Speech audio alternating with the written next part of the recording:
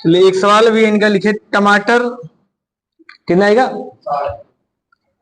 टमाटर की कीमत 2 रुपए प्रति किलोग्राम से 3 रुपए प्रति किलोग्राम हो जाता है। यदि व्यक्ति पहले 60 किलोग्राम टमाटर खरीदता था तो अब वह कितने किलोग्राम टमाटर खरीदेगा अगर खर्च में 50% की वृद्धि होती है? तो कोई दिक्कत नहीं है। देखिए इसका मतलब पहले कई रुपए का खरीदता था? 120 का। अगर 2 रुपए किलोग्राम टमाटर है, 60 किलो लाता है तो कई रुपए का लगेगा? 120 का। तो आसान सा सवाल है। देखिए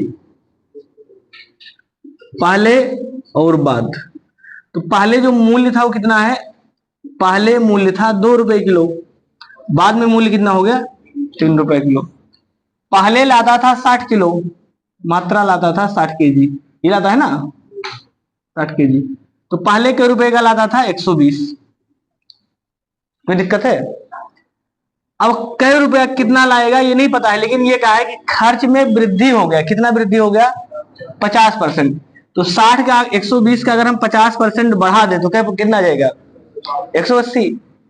120 का 50% 60 होगा भाई। इस 120 का अगर हम 50% बढ़ा दें तो 120 गुणे 150 बटा 100, तो नया मूल्य कितना आ जाएगा? 180। क्लियर है? यानी पहले लाता था 120 रुपए का, अब लाएगा 180 का। तो अब कई किलो लाएगा? अगर 3 रुपया किलो है, ये तो मूल्य लिखा है 3 रुपया प्रति केजी, और दिन लिखा है 2 रुपया प्रति केजी। तो अगर 3 रुपया प्रति किलोग्राम है और 180 का लाता है तो कितना लाएगा? 60 केजी लाएगा। बस ये उत्तर। बताइए कहां दिक्कत है? और किसी का है?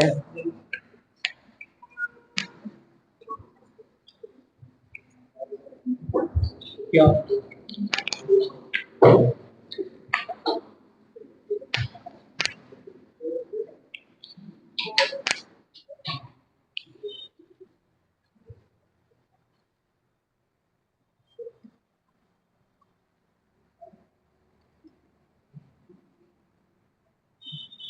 3:8, 4:7।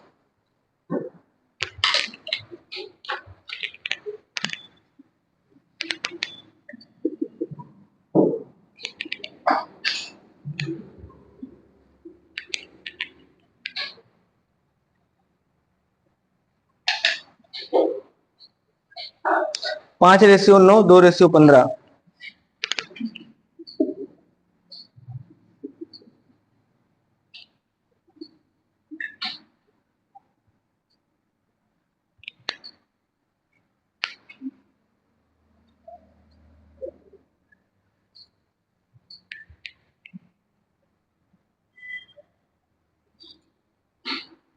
बताइए सब लोग। 4:7।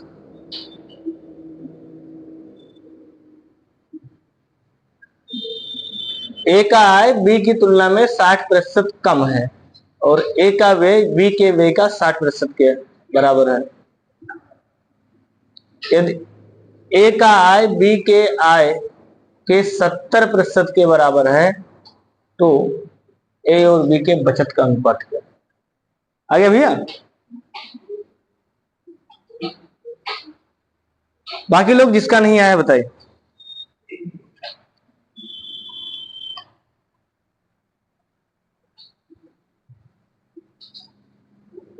आपका ऋषभ?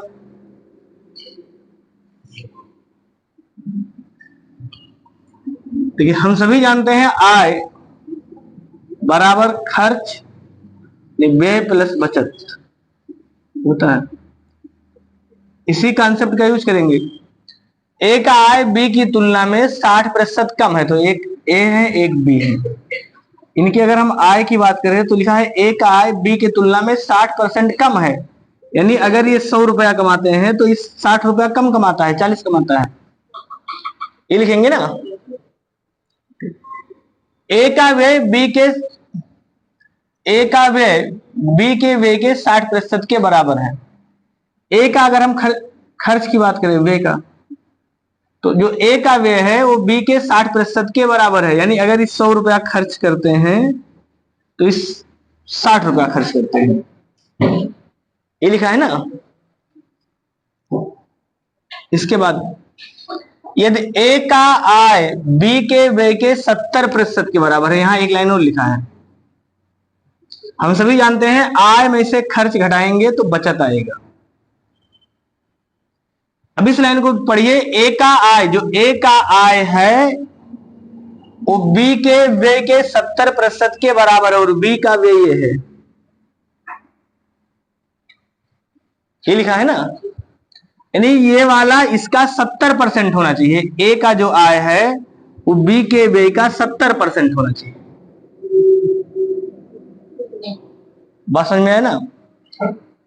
तो एक काम हम ये कर सकते हैं कि सबसे पहले हम इसको 100 जो माने हैं 100 ना माने, संख्या मान ले, इसके अनुसार मान ले कि अगर ये 40 है तो ये कितना होगा, या अगर ये 100 है तो ये 70 होगा, तो अगर ये 70 होगा तो ये कितना होगा। एक चेंज कर ले, एक इस डाटा के अनुसार मान ले, मान सकते हो भैया? बताओ। चलो हम इसी को मिटा दे रहे हैं, ऊपर वाली लाइन, ऊपर वाली लाइन हम नीचे के अनुसार चल रहे हैं। इसमें लिखा है ए का आय बी का आय का 70% है, इसका मतलब ये अगर 70 रुपया है, सही है। और इन दोनों में संबंध लिखा है सवाल में, पहले लाइन कि ए का आय बी की तुलना में 60% कम है, यानी ये वाला इससे 60% कम है, तो इसका मान कितना होगा? कितने लोग बता देंगे कितना? इस बी का मान बताना है कि ए का मान इससे 60% कम है, ये 60% कम है, तो ये का मान हम मान सकते हैं। बी का मान मान लेते हैं, बी का मान अगर यक्स है तो यक्स से 60% कम होगा, ये तो यक्स के 60% कम होगा, कितना होगा? 40 बटा 100 बराबर कितना लिखा है? 70। ये मान बता सकते हैं ना? बता देंगे, 0 से 0 कट जाएगा। इसके बाद अगर इसको हम 2 से काट दे तो कितना आ जाएगा? ये यहाँ 2 आ जाएगा, यहाँ 5 आ जाएगा, यहाँ 2 से काट देंगे आ जाएगा 35। एक्स बराबर कितना आ जाएगा? 5 तिहाई 15, 150 और 55 25, 175। इसका मतलब ये आ गया 100। क्लियर है यहां तक? अब अगर ये 175 है, ये 70 है, तो हम सीधे सीधे कह सकते हैं इसमें से इस मान को घटाएंगे कितना आएगा? 10। इसमें से इस मान को घटाएंगे कितना आएगा? 75। रेशियो कौन सा आ जाएगा? 2 से काट दें, 5 से काट देना, 5 दूनी 10, 15 बचे, उत्तर आ गया 2:15।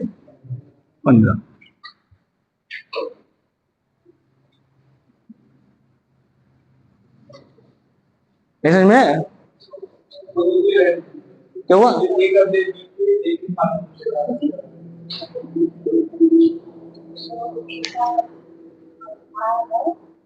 हाँ, ये 40/100 कैसे आ गया? ये देखिए, ये 40/100 आया है, ये यहां से आया है। हमने मान लिया ए का आय 70 रुपया है, बी का आय नहीं पता, हमने मान लिया बी का आय यक्स है, तो यक्स का 60% कम है, तो क्या परसेंट बचेगा? 40 तो बचेगा ना। इसका मतलब यक्स का यानी 175 का 40% ही 70 है।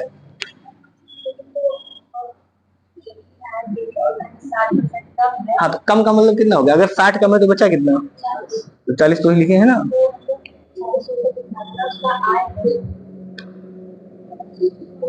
चलिए, और किसको नहीं समझ में आया है आप लोगों को? चलिए हम फिर से बता रहे हैं, देखिए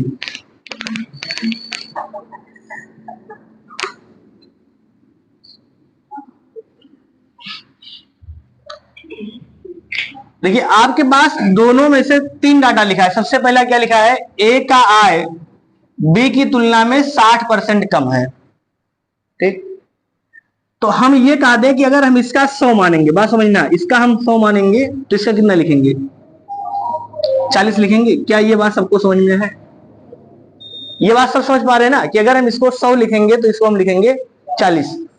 हमने कहा कि हम नहीं, पहले इसको नहीं मानेंगे, हम पहले लिख दे इसी का, इसको हमने लिख दिया 40, तो इसको कितना लिखेंगे? उल्टा मान निकालना था। कहने का मतलब अगर 100 लिखे थे तो इसका 40% सब लोग निकाल लिए, मुझे वानी 40 आएगा, ऐसे तो है ना। लेकिन हम ऐसे लिख दें कि अगर ए का मान 40 है और बी से 60% कम भी है, तो बी का मान कितना होगा? तो बी का मान 100 होगा। तो 100 कैसे आया है? ये तो आप 100 जानते थे इसलिए बता दिए। हम दोबारा पूछ दे कि 40 हटा के लिख दे, हम कहा दे कि जो ए का आय है वो 70 रुपया है ना, या 70 न लिखे, कुछ भी लिख दे, 120 रुपया लिख दे, सिंपल बात। तो बी का आय कितना होगा, कितने लोग बता पाएंगे? तो बिल्कुल पहला क्लास का सवाल है, बी का आय कितना होगा?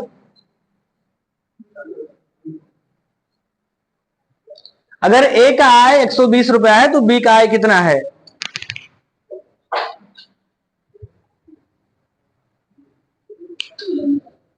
कितना आएगा? 300 आ जाएगा ना। कैसे निकाल सकते हैं? देखिए कई तरीके हैं निकालने के लिए। हम ये कह सकते हैं 60% कम है, 60% का भिन्न कितना होगा? 2/60% भिन्न कितना आएगा? 3/5। इसका मतलब जो बी का आय है और ए का आय, तो बी का आय है अगर 5 तो ए का आय कितना है? 3। तो हमने कहा दिया कि अगर ए का मान जो भी है, ए का मान हमने कितना लिखा था? 120। तो अगर ए का मान 120 है, ए का मान 120, तो क्या गुणा हुआ है? 40 का। इधर भी 40 का गुणा कर लेंगे, ये करेंगे ना, कितना जाएगा? 200। 300 कैसे आया था? 300 आएगा।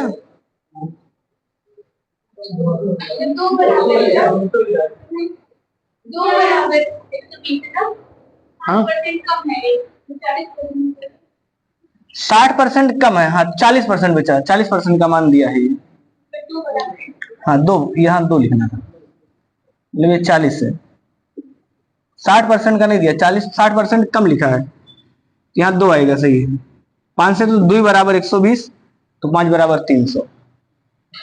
अब देखिए अगर यहाँ हम 300 लिख दें तो ऐसे समझ सकते हैं, 300 का अगर 40% निकालें, या 300 का 60% कम है, तो 300 का 60% कितना आएगा? 180। तो 180 कम लिखा भी तो है।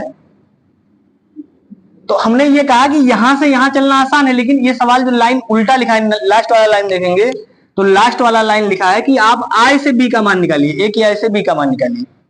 तो सेम वही कहानी यहां लगाना है। दूसरा तरीका क्या बता सकते थे? इसको आप ऐसे बता सकते थे कि अगर ए का मान 120 है तो यक्स, इसका मान हम यक्स मान सकते हैं। तो हम ये लिख सकते हैं ना कि हम सीधे लगा दें कि यक्स का अगर 60% कम है ए का मान, तो क्या परसेंट बचा? 40%। यानी यक्स का 40% ही 120 है। तो एक्स का मान ऐसे भी तो निकाल सकते हैं ना। तो 40% अगर लिखेंगे तो यक्स गुणे 40/100 बराबर 120। इसको काट देंगे 3 से, तो एक्स बराबर 300। इसका मतलब एक्स का मान कितना है? 300 है।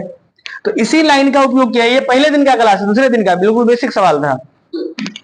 अब हमने ये कहा, देखिए पहले सबसे पहले हमें नहीं पता चला, पहला लाइन पढ़े तो क्या पता चला कि ए का आय बी की तुलना में 60% कम है। तो हमने कहा दिया कि चलो इसको हम 100 मान लेते हैं, इसको मान लेते हैं 40, क्योंकि सवाल पूरा नहीं पढ़े हैं अभी। पूरा पढ़ेंगे तो फिर हमने इस बाद में इसको मिटा दिया था। फिर क्या लिखा है? ए का व्यय बी के व्यय के 60% के बराबर है। तो ए का जो खर्च है वो बी के व्यय का 60% का बराबर है। तो हमने कहा इसका अगर 100 होगा तो इनका 60% होगा, 60 होगा। क्लियर है ना ये चीज? लेकिन इसमें इन दोनों में एक रिश्ता लिखा था, ऐसे लास्ट वाली लाइन में रिश्ता लिखा है कि ए का जो आय है वो बी के व्यय का 70% होना चाहिए। तो क्या 70% लिखा है? बताइए, नहीं लिखा है ना। ये इसका 40% लिखा है। तो हमने कहा कि अब इसको 70% बनाना है, तो अब या तो इसको परिवर्तन करिए या तो इसको परिवर्तन करिए, क्योंकि अगर ये बदलेगा तो ये बदलेगा और ये बदलेगा तो ये बदलेगा। बात समझ में आया ना? दोनों में से किसी एक को बदलना पड़ेगा, क्योंकि लास्ट वाली लाइन में संबंध अलग लिखा है। तो हमने कहा कि अब हम इसी को बदल लेते हैं। हमने कहा कि इसका ये 70% होना चाहिए, तो हम इसको 70 ही मान ले, 40 को माने। तो अगर इसको 70 मानेंगे तो फिर से वही सवाल कि अगर ये 70% बी का 60% है, कम है, तो बी का मान कितना होगा? तो वही हमने कहा इसका मान मान लेते हैं यक्स है। तो यक्स का अगर 60% कम है तो बचेगा कितना? 40%। कितना दिया है? 70। तो 0 से 0 काट देंगे या सीधे पूरा एक लाइन और लिखिए।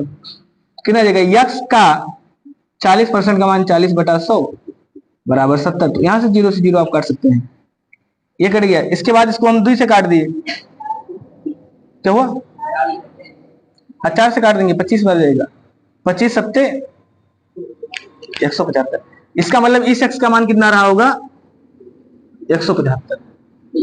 अब कुछ करने की आवश्यकता नहीं, सीधे सीधे रुपया में आ गया, तो आप सीधे घटा देंगे। 70 में से 60 गया 10, 175 में से 100 गया 75। यानी हमने ये कहा कि आप एक्स्ट्रा बुद्धि मत लगाइए, रेशियो उससे लगाने की कुछ भी आवश्यकता नहीं है भाई। प्रतिशत इतना दिन से बढ़ रहे हैं मुझे इसका 70 का अगर आप ये 60% कम है तो दूसरा मान बता सकते हैं, निकाल ले। तो सीधे ये भी रुपया लिखा है, ये भी रुपया लिखा है, ये भी रुपया लिखा है, ये भी रुपया लिखा है, तो डायरेक्ट घटा देंगे, क्योंकि आय में से खर्च घटाएंगे बचत बचेगा। तो ये घटा दिए 10 आ गया, ये घटा दिया 75 आ गया, 2 से काट दिए 5 आ गया, ये 15 आ गया। क्लियर है ना ये चीज? अब अभी भी दिक्कत है रोहित? क्यों भैया?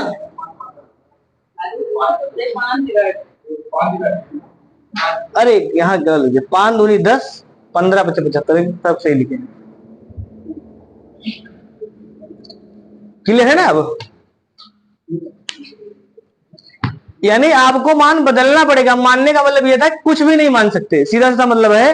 कैसे नहीं कि यहां से यहां मान लिए, यहां से यहां मान लिए, इन दोनों में भी संबंध लिखा है, तो एक अपने मन से मानेंगे, एक इसके अनुसार मानेंगे। समझ में आ गया ना?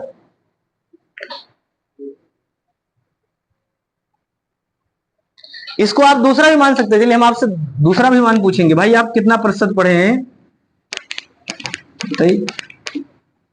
इसको आप ऐसे भी मान सकते थे कि अगर ये 100 रुपया है तो ये 40 रुपया है, ये बात सही है, सीधा सीधा 60% कम है। तो इसमें फिर आगे ये लाइन क्या लिखा है? ए का आय, ए का जो आय है वो बी के व्यय का 70% के बराबर है। इसका मतलब जो ये 40% है ये बी के व्यय का 70% होना चाहिए। तो बताइए बी का मान कितना रहा होगा? ये भी तो बता सकते हैं ना। अगर इसका ये 70% है, यानी 70% है इस मान का, ये इसका मान कितना रहा होगा? तो मान लेते हैं अगर इसका यक्स रहा होगा तो फिर से लिखेंगे यक्स का 70% बराबर कितना? 40। ये लिखेंगे ना, कितना देगा? यक्स गुणे 70 बटा 100 बराबर 40। 0 से 0 कट गया। इसका 10 का गुणा इधर करेंगे तो ये हो जाएगा कितना? यक्स बराबर 400 बटा 7। नहीं कटेगा ये, तो इसका मान आ गया सीधे सीधे 400 बटा 7। ये आएगा ना। अब ये मान आ गया, फिर इस लाइन पे आ जाइए। ए का व्यय बी के व्यय के 60% के बराबर है, तो ए का व्यय अगर इतना है तो इसका 60% यहां है, ये तो है ना। इसका 60% कितना आएगा? तो आप लिखेंगे 400 बटा 60, 7 का 60%। ये हो जाएगा 400 बटा 7 गुणे 60% का मान कितना आएगा? 60 बटा 100। तो 2 जीरो से इसका 2 जीरो कट जाएगा। ये 6 चौके 24, 240, 240 बटा 7। तो ये आ जाएगा 240 बटा 7। कोई दिक्कत है? अब सीधा सीधा फिर से हम कह सकते हैं कि ये आय है, ये बचत है, आय में से बचत घटाएंगे तो आप कहेंगे 7 चौक 28, 280, 280 में से 240 घटाएंगे 40 बटा 7, ये तो बचेगा। इसको भी सॉल्व करेंगे तो ये हो जाएगा 700, 700 में से 400 घटाएंगे 300 बटा 7। रेशियो निकालना है, 7 से 7 कट जाएगा, 0 से 0 कट जाएगा, 2 से काट देंगे 2 दूनी 4, 15 दूना 30। ऐसे भी लगा सकते थे। कहने का मतलब एक मान तो आपको निकालना ही पड़ेगा ना, चाहे आप इसका देके इसका निकाल लीजिए, चाहे इसका लेके इसका निकाल लीजिए, क्योंकि इसमें एक लाइन एक्स्ट्रा लिखा है। कोई दिक्कत हो बताइए। अब अगर ये वाली लाइन ना लिखा होता लास्ट वाली लाइन तो फिर, क्योंकि दोनों में संबंध लिख दिया तो ये संबंध भी इसका पालन करना चाहिए।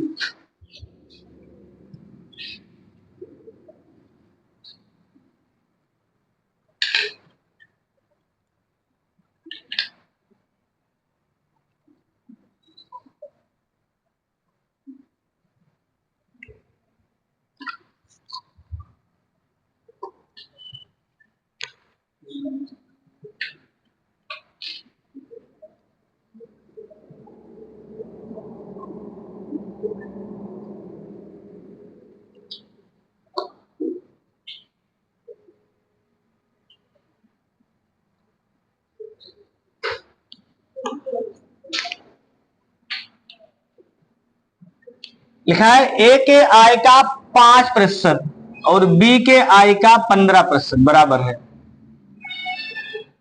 तो हम लिख सकते हैं ए के आय का 5%, यानी ए का 5% बराबर बी का 15%।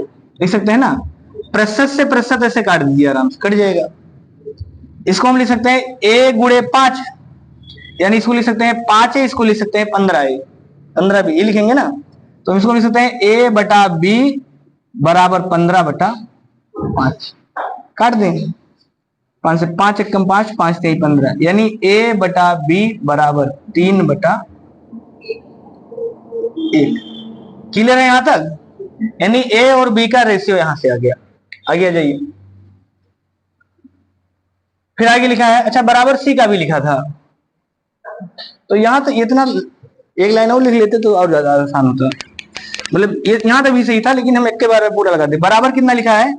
बराबर सी के आय का 20%, तो इसको लिख सकते हैं सी का 20%, लिख देना ऐसे, ये कट जाएगा। इसको हम लिख सकते हैं 5 बराबर, हाँ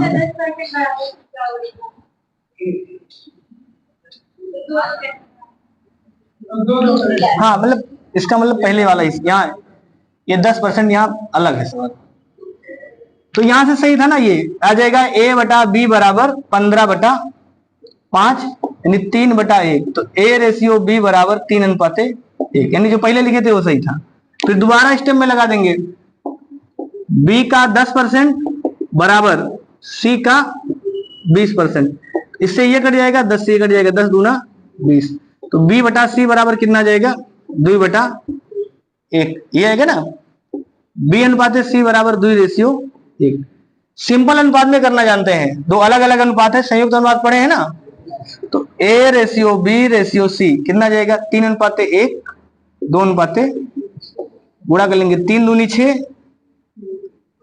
2 एक कम 2, 1 एक कम, ये आ जाएगा। इसमें दिया है बी का आय, दिया है बी का आय 8,000, तो 2 बराबर अगर 8,000, 1 बराबर 4,000, तो इसका कितना जाएगा?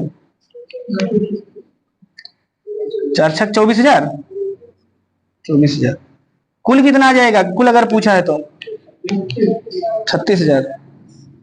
8 6 2 8 1 9, 9 चौक 36,000। आए समझ में?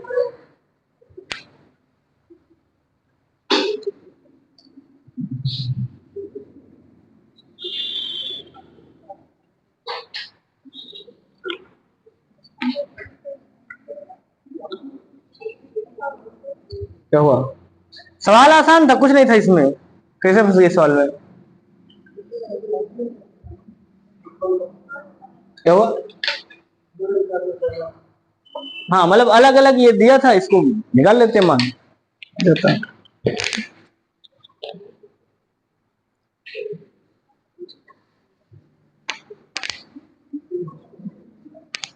कौशल के मासिक वेतन का 12% नंदनी के मासिक वेतन के 16% के समान है।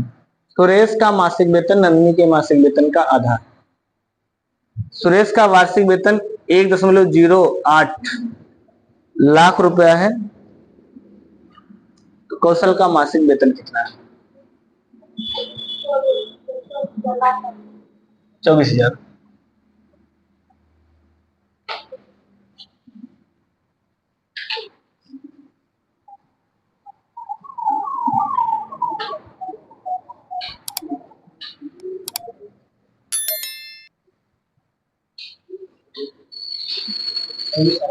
कौशल का मासिक वेतन का 12%, तो फिर से यहां लिखेंगे, कौशल को के से लिख दें, नंदनी को यन से लिख दें, यानी के का 12% किसके बराबर है?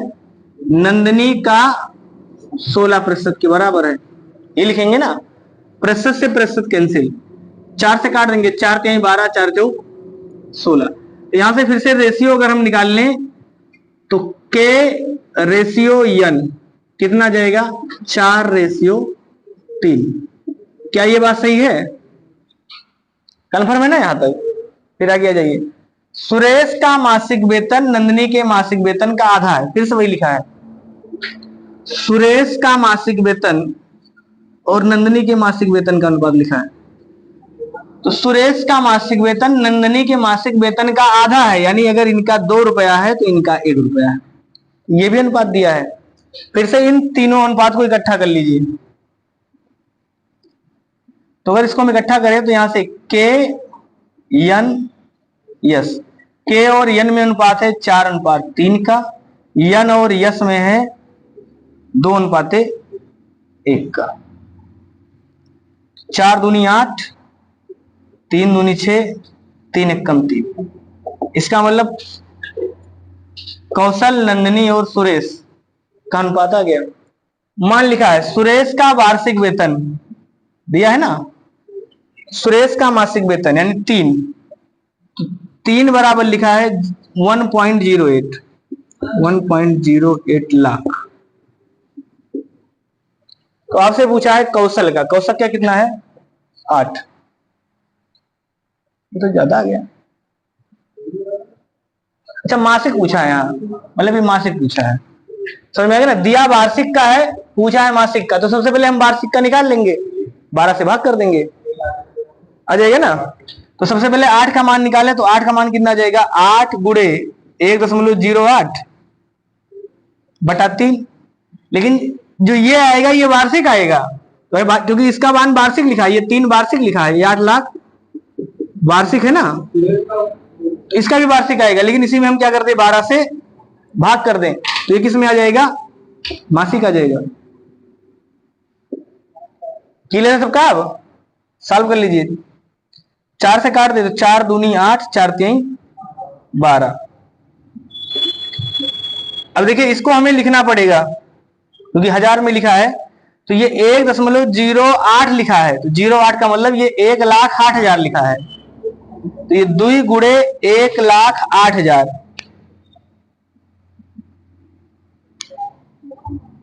बटा 3 त्रिका 9।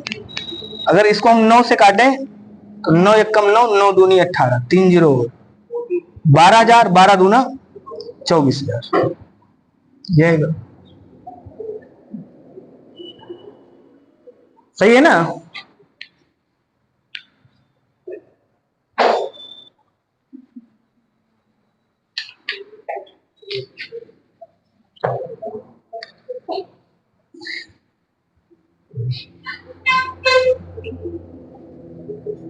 इसका मतलब रेशियो आपका वीक है, सही ना। दो के दोनों सवाल रेशियो वाले थे।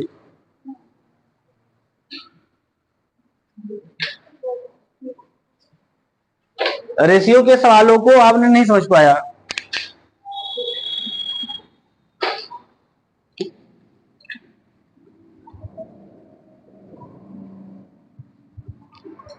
ठीक है, नहीं है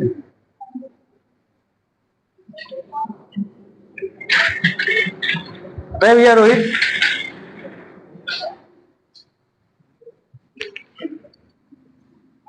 ए और बी अपनी आय का क्रमशः 60% और 75% खर्च करते हैं। अब देखिए यहां भी ए और बी हम सभी जानते हैं आय माइनस खर्च बराबर बचत आएगा। इसी को सही से सेट करना है। ए और बी अपनी आय का 60% और 75% खर्च करते हैं। अब देखिए खर्च करते हैं, तो अगर ये 100 रुपया कमाते तो कितना खर्च करता है 60, ये कितना बचत करता है। समझना सवाल कहां गड़बड़ है, 40 ये सही आ जाता। अगर ये 100 रुपया कमाता तो ये करते 75 खर्च, बचत कितना करते 25। अब देखिए कैसे कैसे मानना है आपको, गड़बड़ कहां हो गया यहां लास्ट में। ए का बचत बी के बचत की तुलना में 20% अधिक है, तो जो ए का बचत है वो बी के बचत की तुलना में 20% अधिक है, ये लिखा है ना। तो क्या इससे ये 20% अधिक है? नहीं है, नहीं है ना। इसका मतलब हम एक को गायब कर दे।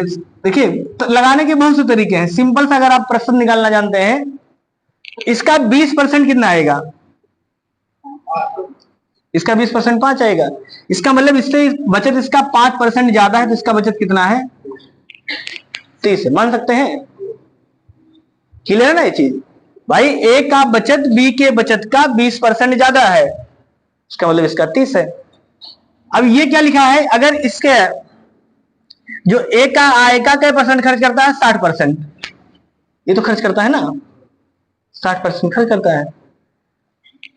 तो अगर 60% खर्च करता है तो बचत कितना करता है, 40% बचत करता है, 40%। तो हम सीधे कह सकते हैं अगर 40% का मान 30 है तो 100% का मान कितना रहा होगा, निकाल सकते हैं ना, 100 गुणे 30 बटा 40, 0 से 0 काट दें, इस 4 से काट देंगे 25, 25 तिया, इसका मतलब इसका आय सीधे सीधे रहा होगा 75। क्या ये बात समझ पाए, 75। अब अगर ये 75 है, ये 30 है, तो ये कितना रहा होगा, 45। सारे मान निकल गए। अब सवाल पे आ जाइए, कुछ करने की आवश्यकता नहीं। ए का आय बी के आय से कितना प्रतिशत कम है, तो ए का आय बी के आय से कितना परसेंट कम है, आराम से लगा देंगे 25%।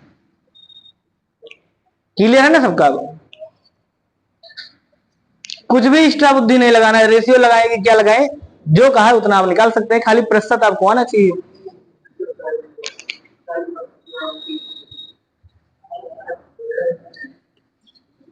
देखिए हमने एक मान गायब कर दिया पूरा, ए के बारे में नहीं लिखा से ना, पहले लिखे थे लेकिन वो रफली लिखे थे कि ऐसे ऐसे होना चाहिए था। फिर हमने देखा कि जो ये यहां पर लाइन लिखा है कि ए का बचत बी के बचत की तुलना में 20% अधिक है, यानी जो ए का बचत होना चाहिए वो बी के तुलना में 20 ज्यादा होना चाहिए। तो हमने कहा कि अगर इनका आय 100 होगा तो 75 खर्च है, इसका मतलब 25 बचत है। तो ये हमने रुपया सीधे सीधे ये प्रतिशत नहीं बनाया, इसको हमने मान लिया है, मतलब हम रुपया मान के सवाल लगा रहे हैं कि हमने मान लिया एक आय कितना है 100 रुपया, तो खर्च कितना है 75 रुपया, तो बचत कितना है 25 रुपया। क्लियर है ना? अब इनका बचत अगर 25 रुपया है तो इसकी तुलना में इसका 20% ज्यादा है, तो हम ये निकाल लिए 25 का 20% कितना होगा। तो 25 का 20% निकालने के लिए पेन नहीं चलाते, तो 25 का 20% का मतलब 25 दूना 50, 5 आएगा, 5 जोड़ दिए 30 आ गया, इसका मतलब इसका बचत कितना है 30 रुपया। तो बचत है 30 रुपया, जबकि प्रतिशत में बचत कितना है, जब 60 खर्च करता है तो 40% तो बचत है ना। तो हम ये निष्कर्ष निकाल पाए कि ए अपने आय का 40% बचत करता है, और 40% का मान अगर 30 है तो 100% का मान कितना रहा होगा, तो 100% का मान कितना रहा होगा 75। इसका मतलब अगर आय 75 है, बचत 30 है, तो खर्च 45 रहा होगा। अब ये भी रुपया में आ गया, ये भी डाटा रुपया में लिखा है, ये भी डाटा रुपया में लिखा है। तो सीधे आपसे पूछा है कि अगर ये 75 कमाते हैं और 100 कमाता है तो कितने परसेंट कम कमाता है। तो अगर इस समय माने हैं तो परसेंट निकालने के लिए पेन चलाना पड़ेगा नहीं, 100 में 25 कम कमाता है तो 25% उत्तर है। अगर ये 100 ना माने हो तो निकाल दे कि इतने में इतना तो 100 में कितना। क्लियर है ना आप चीज? राजू की आय उसके व्यय से 20% अधिक है, यदि उसकी आय में 60% तथा व्यय में 70% की वृद्धि होती है तो उसके बचत में कितने प्रतिशत की वृद्धि होगी।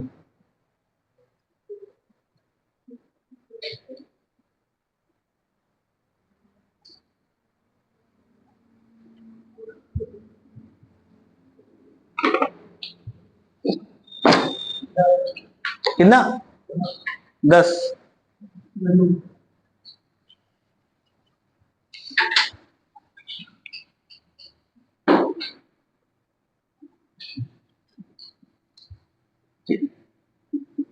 आय माइनस व्यय बराबर बचत, ये होगा। तो सबसे पहले यदि राजू की आय उसके व्यय से 20% अधिक है, उसकी व्यय से 20% ज्यादा है ये, यानी इनका व्यय अगर 100 रुपया है तो ये कितना है 120 रुपया है, तो बचत कितना है 20 रुपया। ये पहले था, ये लिखा है ना, हमने मान लिया राजू का व्यय कितना है 100, तो आय 20% ज्यादा है, इसका मतलब 120 है। तो 120 अगर आय है व्यय है 100, तो 120 में से व्यय घटा देंगे 100, कितना बचेगा 20 बचेगा। क्लियर है ना ये चीज? इसके आगे जाइए, यदि उसकी आय में 60% और व्यय में 70% की वृद्धि होती है, आय 60% बढ़ाना है तो अगर 120 का 60% आप बढ़ाएंगे तो 12 छक 72, 72 बढ़ जाएगा, ये बढ़ेगा ना। यानी इसके अगर 60% आप वृद्धि कर देंगे, 60% वृद्धि, तो इसका मान कितना आ जाएगा 72, यानी 72 सीधे सीधे बढ़ गया, तो कितना हो जाएगा ये 192 रुपया। क्लियर है? यानी नया आय कितना हो गया 192। समझ पा रहे हैं राज? अब क्या लिखा है, और व्यय में 70% की वृद्धि, तो व्यय अगर 100 है तो यहां भी 70% बढ़ गया, तो 70% का मतलब कितना हो गया 70 बढ़ गया, सही ना। तो 100 में 70 जोड़ देंगे यानी 170 हो गया। तो हम जानते हैं कि अगर वो कमाता है 192, खर्च करता है 170, तो बचाता कितना है, तो 22 रुपया बचाता है। कंफर्म है भैया ये लाइन? तो फिर क्या पूछा है, तो उसके बचत में कितने प्रतिशत की वृद्धि या कमी हो।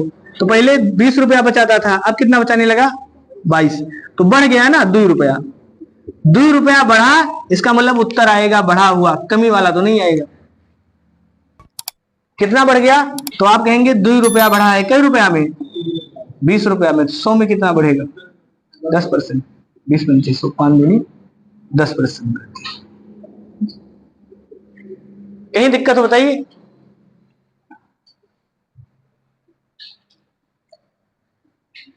चलिए लगाइए आप लोग सवाल, बाकी सवाल कल लगाया जाएगा।